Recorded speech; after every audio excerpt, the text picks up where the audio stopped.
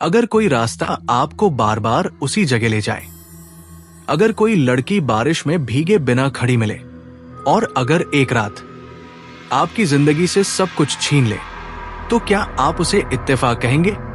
ये कहानी है उस गांव की जहां रात जिंदा थी और एक लड़का अंधेरे का हिस्सा बन गया। नमस्कार दोस्तों, आपका स्वागत है आपके अपने चैनल मिडनाइट मर्मर्स में। अगर आपको हमारे डरावने, रहस्यमयी और रोमांचक किस्से पसंद आते हैं तो हमें लाइक, शेयर और कमेंट करके जरूर बताएं। आपकी एक छोटी सी कमेंट हमें और भी बेहतरीन कंटेंट बनाने के लिए प्रेरित करती है। तो नीचे कमेंट करके बताइए कि आज की कहानी आपको कैसी लगी। और हाँ, अगर आप ऐसी भूतिया, खौफनाक और दिल दहला देने वाली कहानियां सुनना चाहते हैं तो चैनल को सब्सक्राइब जरूर कर लें और बेल आइकन दबाएं, ताकि अगली बार जब कोई नई कहानी आए तो आपको सबसे पहले पता चले। आपका हर सब्सक्रिप्शन हमारे लिए बहुत खास है, तो चैनल को सब्सक्राइब करें।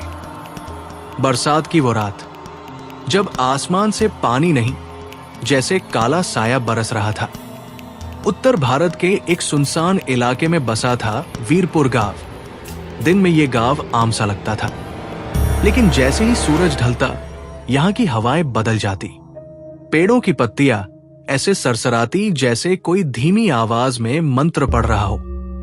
गांव के बुजुर्ग कहते थे, जो इस रास्ते से रात में गुजरा वो इंसान बनकर वापस नहीं लौटा।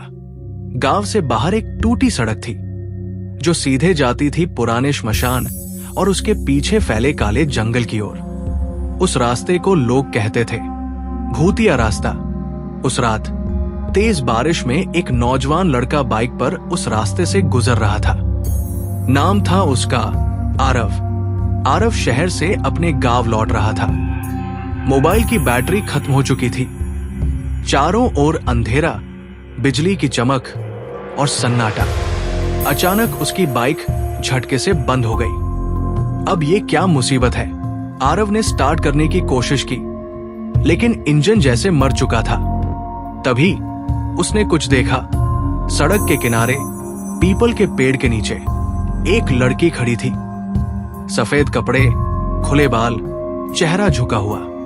बारिश में भी वो भीग नहीं रही थी। आरव का दिल तेज धड़कने लगा।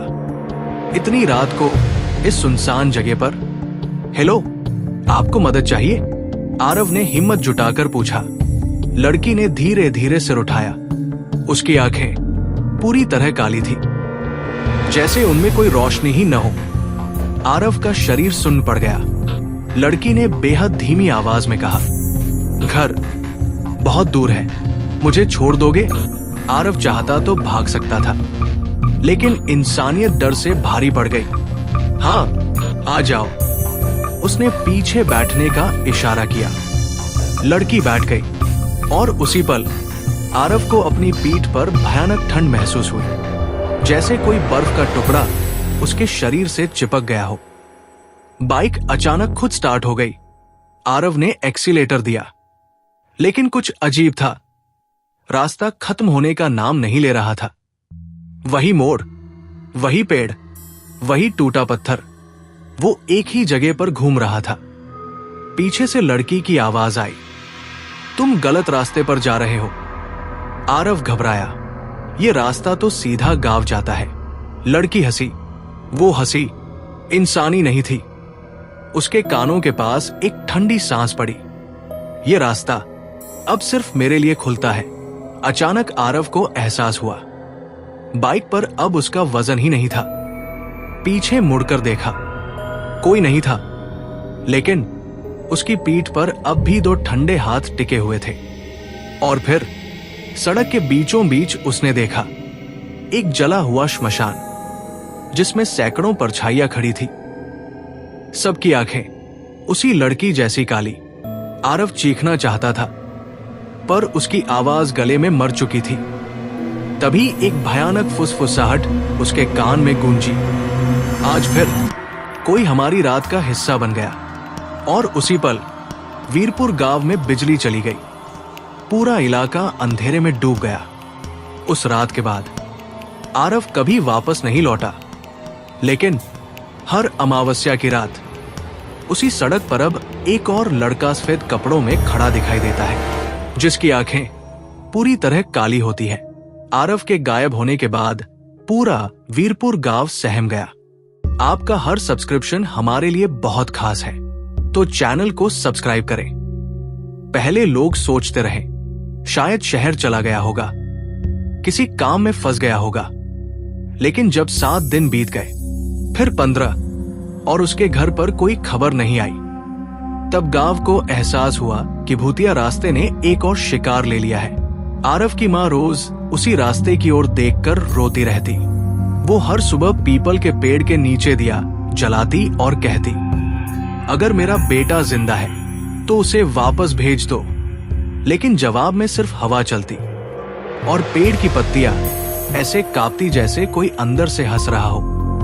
गांव में एक ही इंसान था जो इस सब का सच जानता था, बाबा हरिदत्त। सफेद दाढ़ी, झुकी कमर और आंखों में वर्षों का डर। एक रात गांव के चौपाल में जब लोग इकट्ठा हुए तो बाबा हरिदत्त ने कांपती आवाज में कहा, जिसे तुम लोग भूतिया रास्ता कहते हो, वो असल में सीमा है, इस दुनिया और उस दुनिया के बीच की।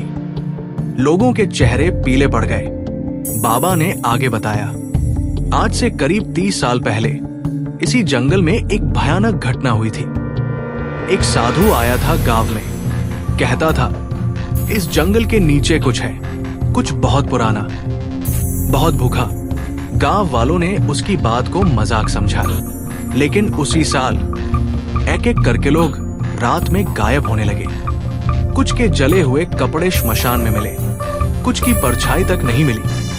तब उस साधु ने सच बताया, इस जगह पर कभी एक तांत्रिक रहता था। उसने अमर होने के लिए सैकड़ों आत्माओं की बलि दी।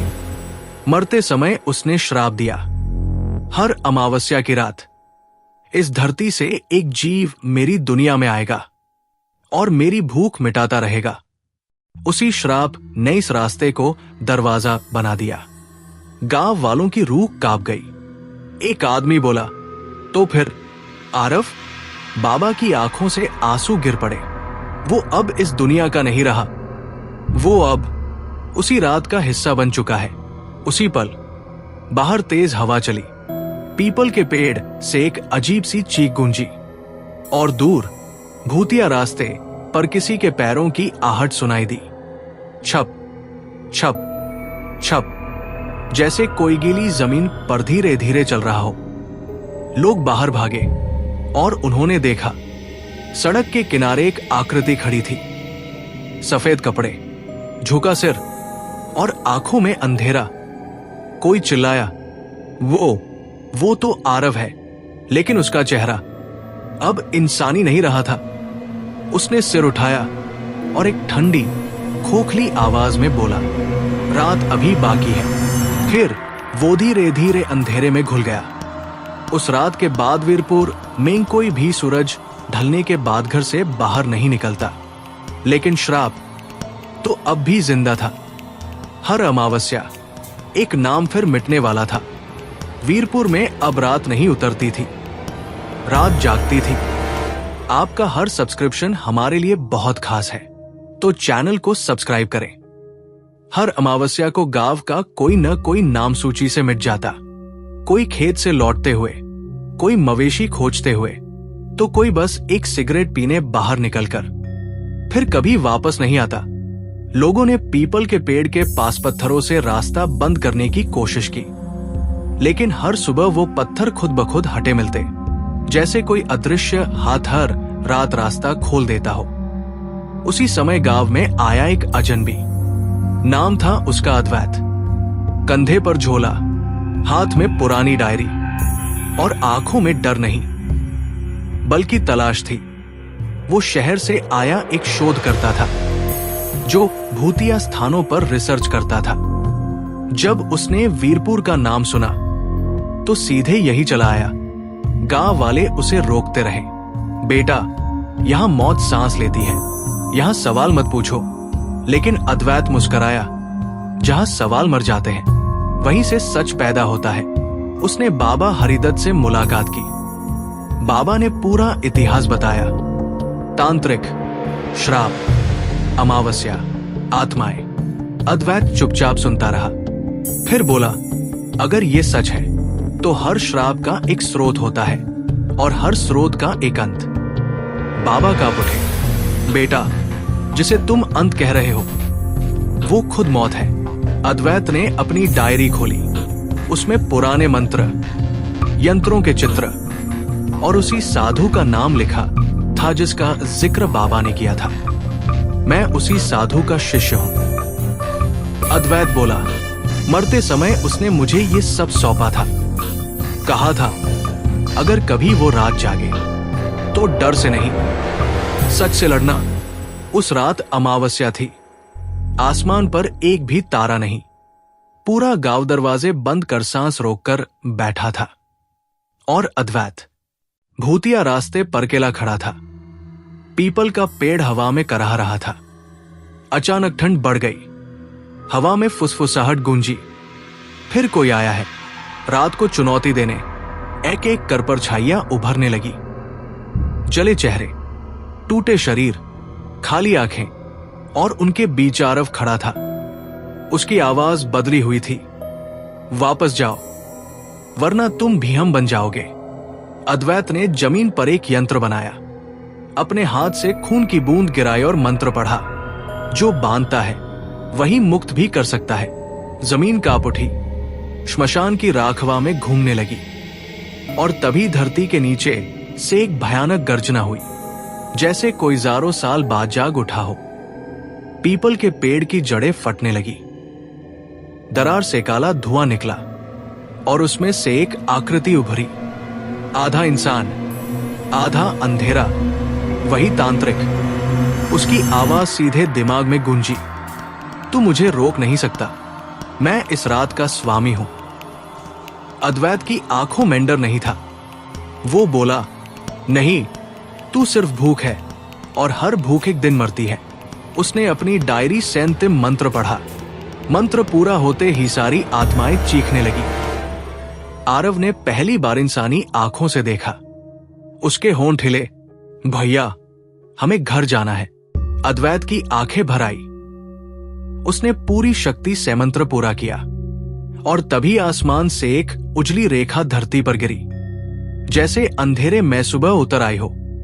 आसमान से उतरती वो उजली रेखा धीरे धीरे एक विशाल प्रकाश स्तंभ में बदल गई। आपका हर सब्सक्रिप्शन हमारे लिए बहुत खास है, तो चैनल को सब्सक्राइब करें। पूरा जंगल, श्मशान, पीपल का पेड़, सब उस रोशनी में नहाने लगे। तांत्रिक की आकृति कांपने लगी। उसके भीतर सहजारों चीखें निकल रही थी, जैसे हर आत्मा उस अंधेरे शरीर से बाहर निकलना चाहती हो।